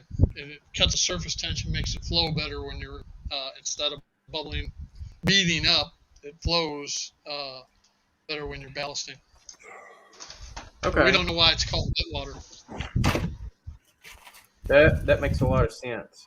And that's why when I put my mixture on top of like where the ties are in the middle, it's like the ballast actually sunk down. Yeah, so Which we gets better understand look. that wet water breaks the surface tension and that it wicks better and it flows better and all that kind of stuff. But why is it called wet water? And it's just because it has something in it to reduce surface tension? Anthony Dodge says, scientifically speaking, water is in and of itself not wet. Huh? And Jerry says we should ask Alta Vista. You should ask Alexa. I wonder if that's something All right. Alexa would know. I will see y'all next time. All right, Jason. See you, See you later, Jason. Thanks for coming. Later. Yep. Thanks for having me. Bye. Ah, look at that. Anthony says water can make other things wet, but water itself is not wet. So real quick, just some housekeeping stuff. Just thanks to all the YouTube members. Thanks for supporting the channel. If you want to become a YouTube member, down below, you can hit the join button and become a part of the Blame Heath community. I also still have Patreon. If you prefer, you could become a member over on Patreon as well. These were the Super Chat and Super Sticker contributors over the last week. Thank you so much. A lot of that's going towards replacing the Z-Scale switch that I burned up in the last video, as well as starting on the process of getting some wheels for my rolling desk. If you prefer to buy something specific and not just donate some money, I do have an Amazon wish list, so you can see the things that I'm looking for as I expand into the office shortly. I have 2 channel sponsors in addition to the private sponsors. One is Iron Planet Hobbies. Really great for DCC. Use the code HUMAN for 10% off and free shipping in the USA. It's a great deal. 10% off and free shipping. Check out prices around places, but that's a really good deal for a lot of your DCC stuff. And CMR Products, I like their TabTech stuff, which is all my T-Track modules, but they also have a line of desk organizers that are really great. And they also do decals, and they have a bunch of other stuff. 15% off their in-house brands using the discount code HUMAN. So thank you so much for letting me do a little bit of housekeeping, and thank you so much to Lehigh River Subdivision for joining as a YouTube member. Much appreciated. Container Man saying hi, number 2 Paul. Who's the second Paul? I know who the first Paul is. Do any of your sponsors sell? No, unfortunately, none of them do. Nope, unfortunately not. And Tom's Trains and Things will be live tonight at 8 o'clock, so I will wrap this up before then so people can head over. And we'll do that.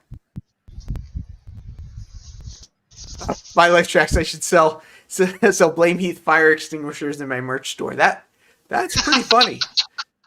That's pretty funny. I don't know how I would add that, but awesome. John A. Dawson, thank you so much. Yes, I do have PayPal as well. If you go in the description, all of these links are at the top of the description, but you can send in through PayPal as well. Much appreciated. I really do appreciate it. Expanding into this new office and even, just getting these kits and doing all this stuff does cost money. So, every little bit definitely helps me keep this channel going. So I'm going to get back to working on this little house. I'm getting there. I'm getting closer on this thing.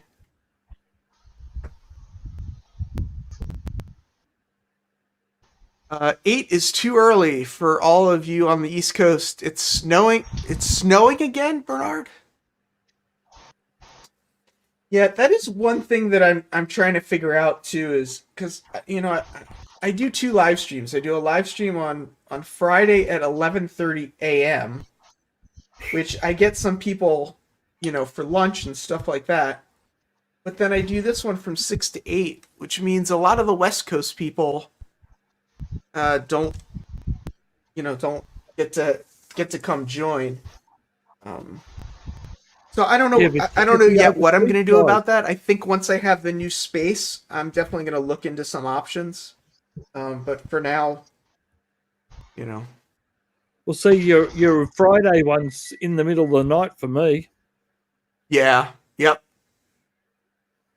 Yeah. Yeah. You're never gonna be That's able to about please 2 everybody. a.m. Yeah. No, I know I'm never going to please everybody. I know. And it's not about pleasing everybody. It's just kind of about, I like holding the space. I think But it's fun. this time's good for us, or for my time zone. Yep.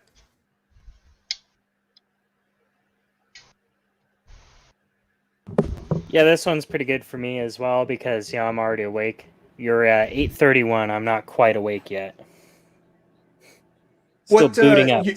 You're an IT guy, James. Do you work not 9 to 5? I'm guessing. 9:30 to 6. So aren't you at work now? Well, we're all working from home right now. Yeah, but I mean, like, you're not. You don't technically have to be working right now. Well, we wait. Am I going to get you in trouble? Well, we wait for problems as long as my boss isn't watching. Yeah. No, we wait for problems, and if nothing is broken, we're just sitting around a lot of the time. But like I've been disappearing for a few minutes at a time to go take care of a couple of things for work. So my computer's off. My work computer's off camera a little bit. So Al, Sunday morning, Chris from Go Via Go Home just started doing. He doesn't have. Well, that's not true. Last week he had Bubs03 join him, but he does Chris from Go Via Go Home does kind of a live hangout modeling thing on Sunday mornings from 10 to 2. So. Yeah, Anthony's right. No time ever works. My friends in Germany want me on earlier, and my American friends want me later. You can't please people all the time, and all those people subscribe to my channel. Yeah, check out Mark's channel. Mark's got some cool snow plows. All you guys talking about snow, he has some awesome snow plows. If I knew what one of those was, yeah. Come on, Greg. You've got YouTube. I know you know what snow is. Yes, I know, but it just doesn't snow here, or rarely. I gotta say, I like having 4 seasons. I'm a big fan of. Well, you should come to where I live. We have 4 seasons in one day, let alone a year. So I may live in the Bay Area, but every once in a while I have to tell my people at work that I'm going to be late to work because I have to drive through the snow. And the first time I said that, a couple of them were like, "Wait, are you coming from like Tahoe or something?" And I'm like, "No, I'm coming from my house." Because to get to work, we have to go up to about 3,500 feet to go over. Oh, interesting. Yeah. They're like, "Oh, right, you live up in the mountains." The mountains Anthony, that's not true. Get snow? Yeah, occasionally. About 2 years ago, we got nearly a foot in some of the areas. It tends to burn off pretty quickly because it'll go from snowing one day to like really nice weather the next, and it burns off pretty quick. Yeah, I've seen the mountains out in the East Valley, LA, with snow tops. Yeah, I've never seen that in the Bay Area. It's been happening more and more out here lately. The Mount Hamilton area tends to get a lot more snow than my area. So we're on the western side of the Silicon Valley, but the eastern side tends to get more snow. Adam Bruce says his front porch is 5,730 feet. Take a 5 off, and that's about where my front porch is. Yeah, I was gonna say Adam's first step off his porch is a pretty big step. Wow. I'm about 60 feet. Well, I mean, if I walk off my back deck, it's about a 40-foot drop. Nothing like his, though. Yeah. that first step's a doozy. Wear your safety harness when going outside. Yeah. Right, Yeah, Ian from Lehigh River Subdivision says talking about stepping out. Yeah. Nissy says only thing dropping around here is sinkholes. Oh, are you getting sinkholes in Florida?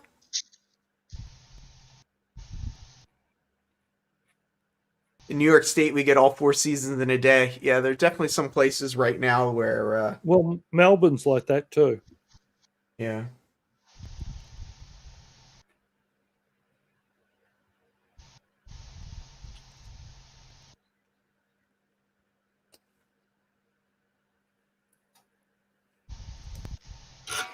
I was kind of wondering if I was going to be able to build this whole thing in one stream. I'm getting close.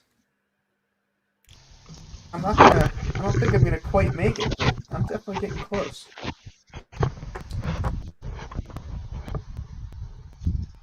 don't think I'm gonna have the roof finished. I think I just have too much to do on the roof. Tom is supposedly going to be cleaning his bathroom in his Daisy Dukes, I believe he said. So whoever is going over there, we all need to remind him of that and make sure.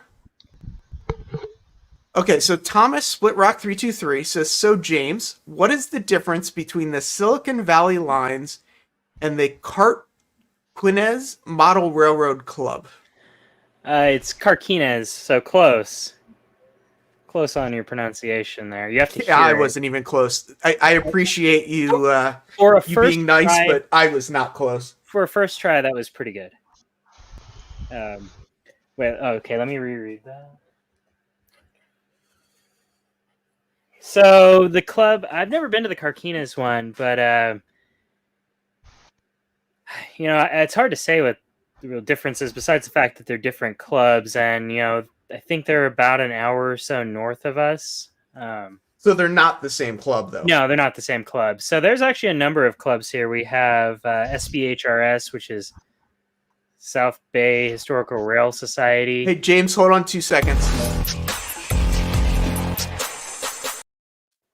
Ken, thanks so much. You can see I do have a little bar going up the side here. So we were at 21, now we're at 26. Thanks to your super sticker, much appreciated.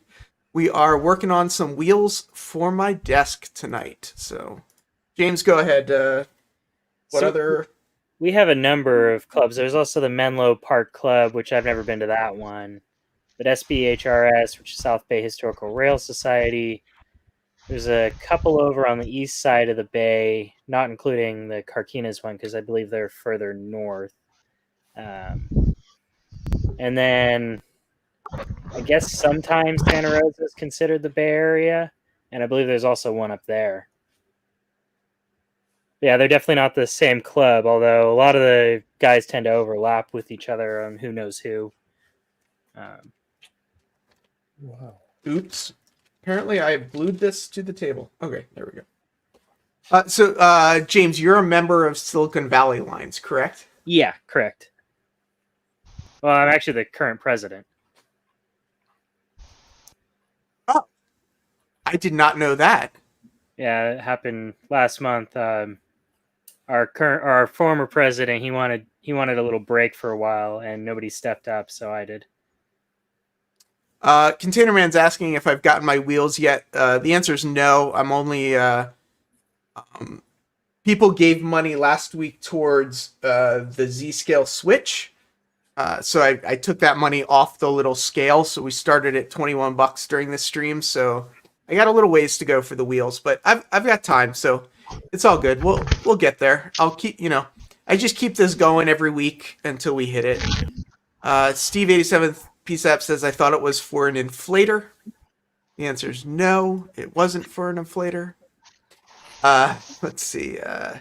So Split Rock, no, I have not been to that. That's the Bay Area Prototype Modelers meet. I've not been to that one yet. I was planning to go last year, but I think it was just in time for it to all be canceled with everything else. But I have gone to the OpSig and the layout design SIGs and all that stuff earlier in 2020. And then we did it all virtually this year. But I'm planning to go next year or whenever the next one is. So now that you're president of the club, what was the platform that you ran on? I'll let you know in a second. Thanks, Roy Eltham, and thank you, John A. Dawson, helping me out to move the bar a little closer to get me some wheels for the desk. So the platform that I ran on was, okay, I guess if nobody else is going to do it, are you all okay with me doing it? And the current vice president, he was the president a number of years ago and has been a couple of times. So we just kind of pass it around a little bit. And come to find out, thankfully, I'm not the youngest one there, which says a lot about the club, or the youngest president. You're not the youngest president. Yeah, which by 1 year. So, that says a lot about the club, willing to, listen to the voice of younger people. Yeah, that's pretty awesome, actually. That's really cool. Today is apparently a super moon, a pink moon. That's really awesome. Correct. I love when the sun's... Correct, yeah.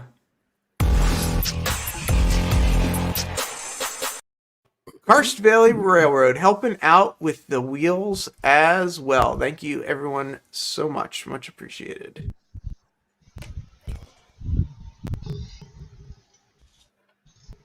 So we got about 10 minutes. I do want to give everyone a chance to let us know what's going on.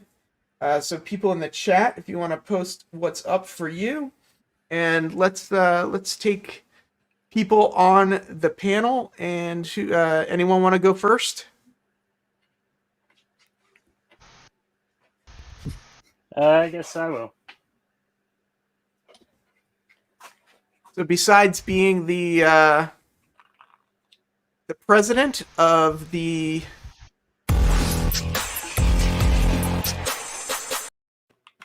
thank you James for contributing, much appreciated. So I'm about to release a video, but for those of you who are on the stream here, if you don't know, these little cat food dishes, or they're not dishes, but they're like what you get the cat food in. You can also get small dog food in the same way. They make really good paint trays. So it's kind of a tip kind of video. Yeah, it's just that's the one that I'm doing for Monday, a real short one. But if you don't know and you have a dog or cat and you've been throwing those things away, stack up a couple of them. They're really good for a small batch of plaster where you only need just a spoonful's amount. And if it hardens up before you get to cleaning it out, whatever, you just toss it in the trash.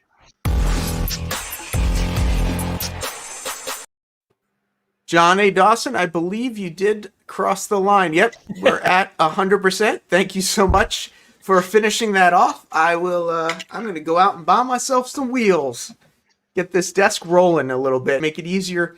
So if people don't know, the reason for the wheels is the desk is going to be up against the wall. I can actually show you right here. So the desk is going to kind of be here, and I want to be able to roll it out so I can get behind it a little bit easier. So I got some wheels for my CPU it sits on, so the computer will be able to roll with the desk, and the desk will be up on wheels as well. So that's going to be really helpful just in getting everything set up when I move down there. I do really appreciate that. I'm sorry, James. Did you have anything else you wanted to share? I kept interrupting you. Nope, that was it. I mean, those are good interruptions. But yeah, if you have any of these little things, just keep them around. They're really good to have. I am not going to get a cat just for those little bowls. I'm telling you that now. I mean, you could always get just the food. One of my fears is having to eat cat food when I retire. So yeah, don't get those. Didn't we have that conversation earlier this week? Yeah, I think that conversation keeps coming up. New Haven Rails, new video coming out, getting closer to 4K. Mr. Pro said hopefully the wheels don't fall off. The wheels I'm getting will not fall off. That won't be a problem. Dackman's going to release a Conahay Rail Summer Update video and set it to premiere. Oh, there you go. Have to go check that out. So what did Heath not make today? Steve, I will show you in a second, but I basically got everything done but the roof. So I'm actually pretty good. Roy says he's been a bad YouTuber. He hasn't made a video in 2 weeks. Roy, I'm still waiting for you to make the video where you hook up all of your Solar Series cars and pull them with one Microtrains FT locomotive. That's what I am waiting for. Tim says he has some stuff to upload, but he's not in any hurry to see another video fail. Tim, upload it like right before you come on one of these shows, and we'll promote it and get everyone over there. Hillbilly's doing some Wednesday night shows at 7 p.m.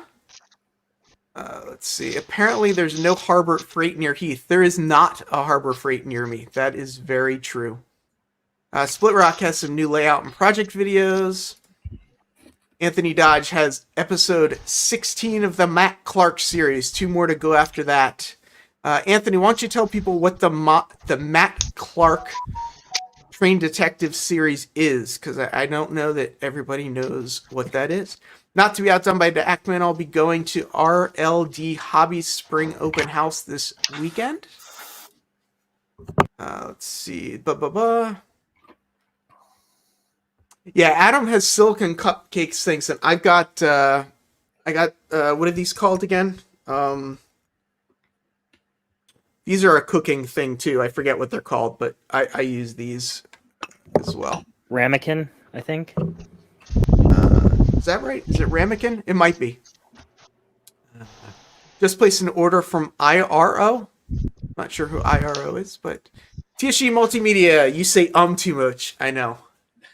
I was talking to John about that. I feel like I say all the time, and that's all I hear is myself saying Karst Valley's in Scarm right now, redesigning. He's abandoning the PVC panels and getting the pink foam. Pink foam. Just I gotta like notice the time pink flies. foam. Steve, before we get too buried in what other people are doing, why don't you let us know what you have going on?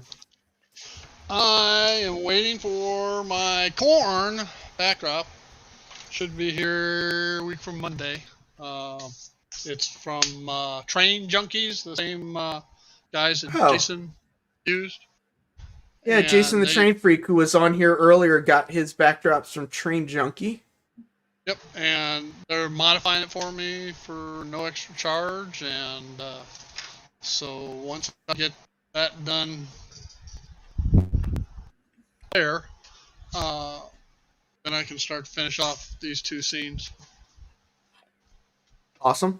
What's your next tip of the day? Actually, I don't have anything in the hopper right now.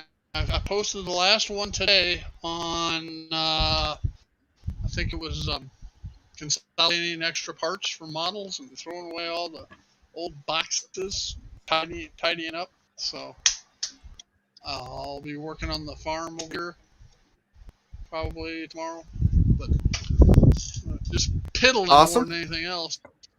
That's all part of the hobby, is the piddling. Yep. Boulder Creek Yard, James says, I edit my ums out, and I absolutely edit my ums out on recorded videos, but not on live streams, unfortunately.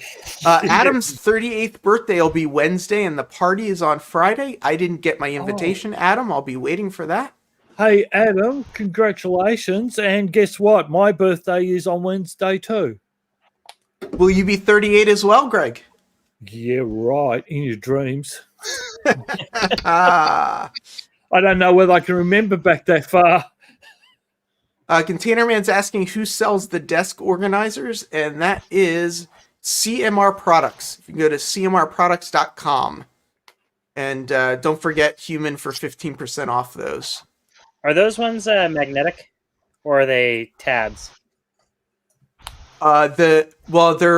They're all wood that tab together. I don't know if they have. You're talking about to connect from one to the other. I don't know. I don't know if they have magnets or not. I will try and find out for you though. I mean, that's not a deal breaker for me, but I've been just looking for something like that and been jumping around between different ones as I research them. Lynn, I believe I've got money from you from Patreon as well as through YouTube. So, yeah, Iron Planet Hobbies Wigwag ordered from. Yep, awesome. Let's get Greg up here. Greg, what do you got going on? I've got to be honest, not a lot, but I want to thank all my subscribers. I've got a few new. I think I hit 57 the other day, but because of my daughter's wedding, this is the first time in a week that I've been in here doing some stuff, and it's been pretty busy. So I'm struggling to find shoes. So I've been shopping every day. You were looking for shoes last week too, weren't you? Yeah, I know. I can't get them. Look, I'm a tall guy, right? So I'm over 6'1", and Yeah, big feet. So it's hard because you go into a place and they've got every size except the one you want. Yeah, of course. Of course. And that's partly because of COVID. So, yeah, I've been a bit slack. I know I need to get some video done, but it's a bit hard when your daughter's giving you grief saying, come on, Dad, you need to do this. Or, yeah. And, you know, it's just basic things like going to the wedding venue, organizing stuff. So, yes, sorry. It's Greg, I don't mean to cut you off, but we do have to head out of here because I do want to make sure we all get over to Tom's. But so here's, I got some stuff done today. So, we'll do a little bit more next week, and we'll keep going on this Walthers project. But I'll see everyone over at Tom's in a couple minutes. Thank you, everyone, so much for being here, and have a fantastic, fantastic week. Thank you all so much. Too. Talk to you later. See ya. See ya.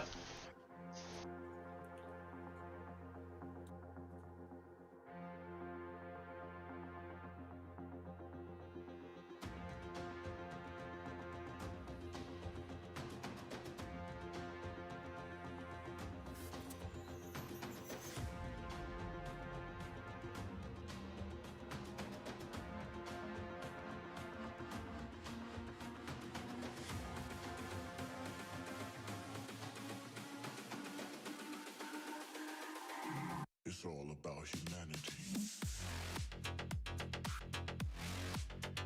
About humanity.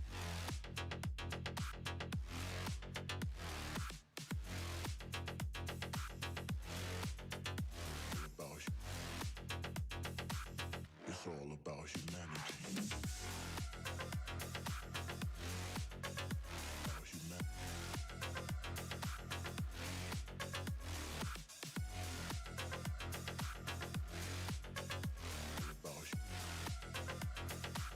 It's all about humanity.